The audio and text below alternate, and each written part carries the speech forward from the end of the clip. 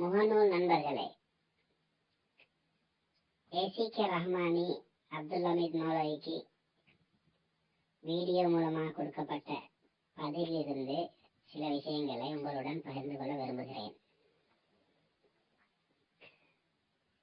அதில் அவர் அப்துல் ஹமீத் மௌலவி கள்ள சர்டிபிகேட் அவருக்கு தந்ததாக ஒரு பழியை சுமத்துறார். ஆனால் நான் அப்துல் ஹமீத் மௌலவியுடைய வீடியோ முழுதாக கேட்டேன். அதில் அவர் அப்படி சொல்வதில்லை. இவர் வேணுமென்றே ஒரு பழியை அவர் மேல் போடுறார். எப்படி என்றால், அப்ப அவர் தந்தது கள்ள சர்டிபிகேட்டா அப்படின்னு. ஆனா அவர் தெளிவா சொல்றார் அந்த வீடியோல, ஏசிகே ரஹ்மானி தகுதியா இருந்தாரு, அதனால நாங்க சர்டிபிகேட் கொடுத்தோம். அதை அவர் வாங்கி வச்சுக்கொண்டு அவரோட பொண்டாட்டிக்கு ஒரு சர்டிபிகேட் கேட்டாங்க. அதுக்கு அன்சார் தப்லீகி அவர்கள், நாங்க எக்ஸாம் வச்சு எக்ஸாம்ல நீங்க பாஸ் ஆனா தான் தருவோம் என்று சொன்னாங்க. ஆனா ஐசிகேக்கு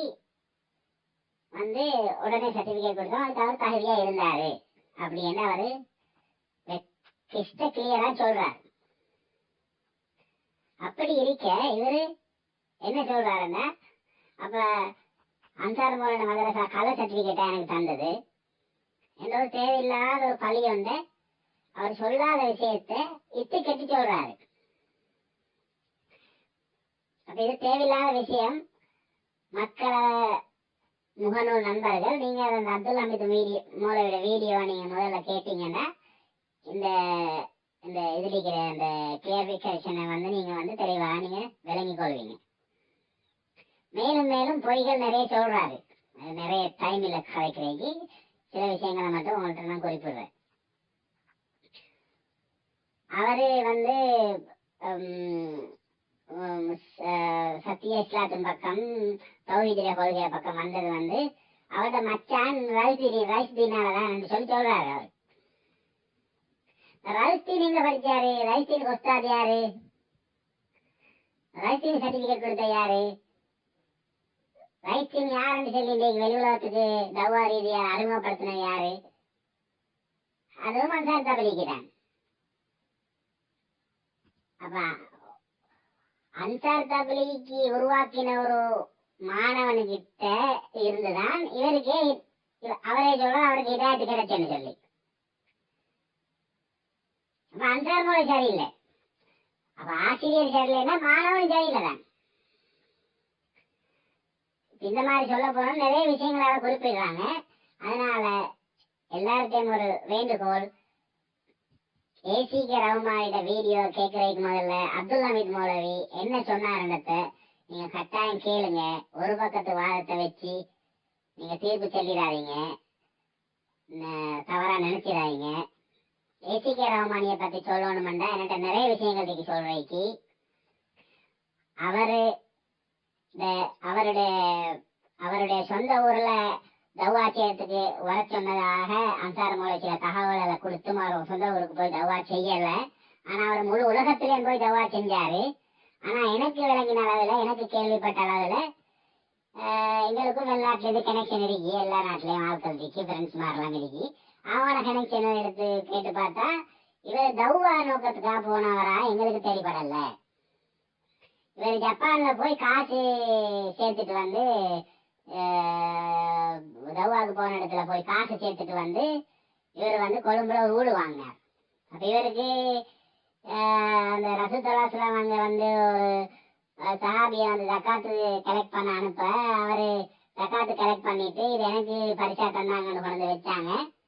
ஆனா அது நேரம் ரசூலுல்லாஹி அந்த மூஞ்சி அப்படி கடுகடுத்து அப்படி கோவம் இது உண்ட வாப்பா வீட்டுல நீ உண்டு உமா வீட்டுல இருந்தா உனக்கு இது நண்பளிப்பு கிடைக்குமா என்று சொன்ன ஹதீஸ் இவருக்கு அப்ளை ஆகுது. இவர் போனது பள்ளியில தவா வேலைக்கு பள்ளியில ஹசரத்துக்கு போனாரு. போன இடத்துல இவர் அந்த வேலையை முடிச்சுட்டு வர வேண்டியதானே.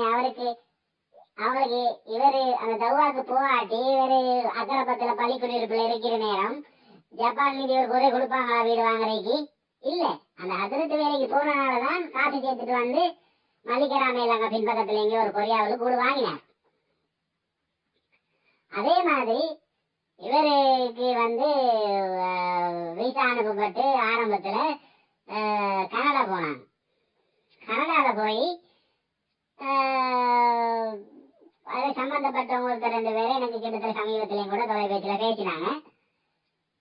இப்படி போய் அங்க இவரு அங்க ஆசை வந்துட்டு உலகத்துல அங்க வந்து இது என்ன அகதிகளாக பதிஞ்சுக்கிறார். அவருக்கு அந்த ஸ்பான்சர் பண்ணின ஆளுக்கு அது எஃபெக்ட் ஆயிரும் அகதியா பதிஞ்ச.